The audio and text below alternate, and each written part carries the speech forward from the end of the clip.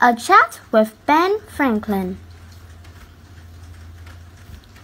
You think LeBron James and Taylor Swift have accomplished a lot? Let's see either of them get their faces on money.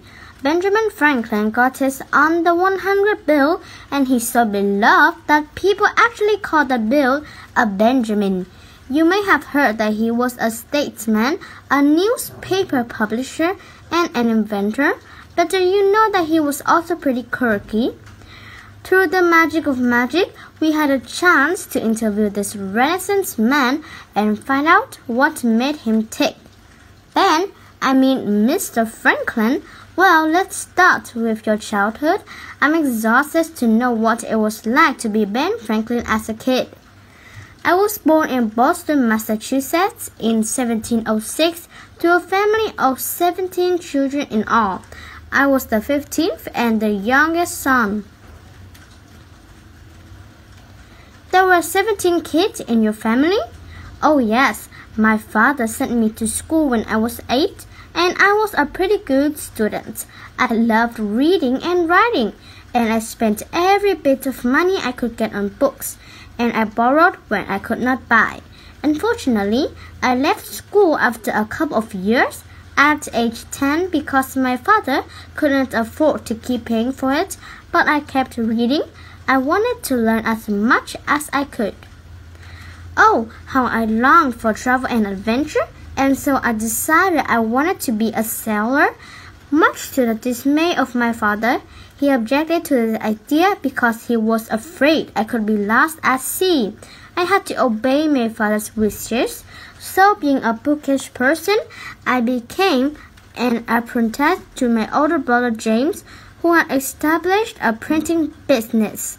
I was in the tour to my brother at about age 12, and I couldn't get wages until I was 21. Big brothers weren't exactly known for kindness to their little brothers, are they? How did you deal with such a tough situation? After a while, I decided I wanted to write, but I could not do it openly. My brother would not have allowed it. So pretending to be a very wise widow, I started writing essays on subjects like fashion and marriage, and I submitted them to be published in my brother's newspaper. James had no idea that it was his 16-year-old brother writing these things. I used a pen name, Silence the Good. The name Silence the Good sounds seriously fake. Well, James believed it, and so did everyone else. People loved my essays, and Mr. Good even got some marriage proposals.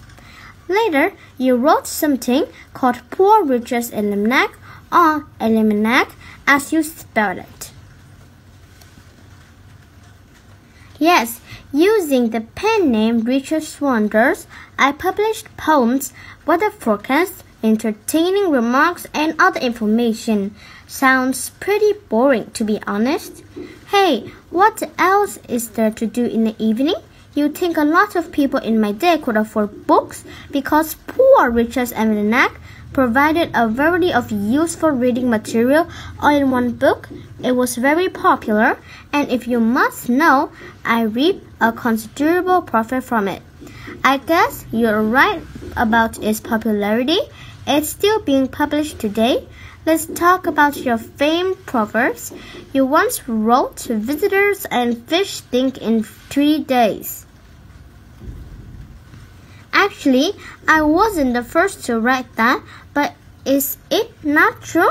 After a few days, even the pleasantest visitor may start to be unwelcome.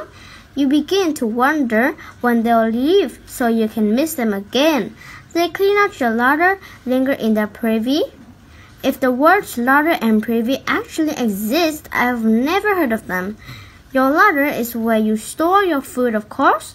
The privy is the toilet or the bathroom, as you may call it today, even if there's no bathtub in it. Speaking of strange things, is it true that you thought the turkey should be America's national bird? No, but that's not a bad idea. The turkey is native to your country, and though it is a vain bird, it's also brave. When the British went to war with the Americans, I was certain that a good old American turkey would fight off any British soldier who dared enter its barnyard. Famously, you invented bifocals, the lightning rod, and the Franklin stove. Yes, I also invented a musical instrument called an harmonica. Did you know that if you run your fingertip around the rim of a drinking glass that's filled with water, you get a musical sound? Well, my harmonica has glass balls that spin and produce much the same sound. The famed composer Mozart actually wrote a piece of music for harmonica. The internet was a pretty big invention. Are you impressed by the internet? What's the internet? You also experiment a lot with hot air balloons, didn't you? I was in Paris, France in 1783, trying to work out a peace deal with Britain as we'd been at war with them. Anyway, I heard that these two brothers had flown a hot air balloon 6,000 feet, 1,829 meters in the air. No one had ever been able to fly anything so high. Later, I got to witness the first human flight again in a hot air balloon, and after a while, everyone was experimenting with hot air balloons. I guess this was before there was airplanes. What is an airplane, anyway? I had all kinds of ideas for ways hot air balloons should be used. You could store fresh food in an attached basket, and it would stay fresh because the air high in the sky is so much colder. Or you could attach a chair to it to create the elbow chair. You could bring it to a fair or other gathering of people, invite paying customers to sit in it, and raise them up a mile high to give them a view from above. Or maybe they could stand in the basket that's attached to the balloon. Yes, you could put people in the basket instead of food. Either way, that actually sounds like a lot of fun.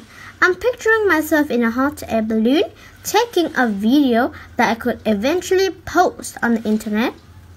That's the second time you've mentioned this mysterious thing called the internet. What's the internet?